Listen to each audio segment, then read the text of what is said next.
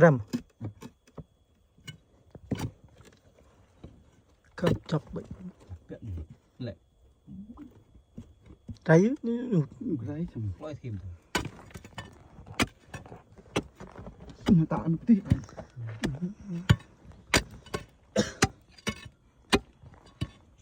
bỏ tao à bùi này yêu bỏ anh mới kệ giá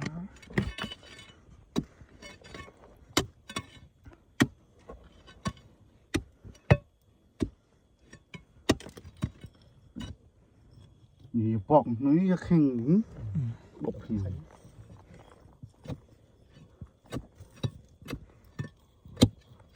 đã đi bạn nhưng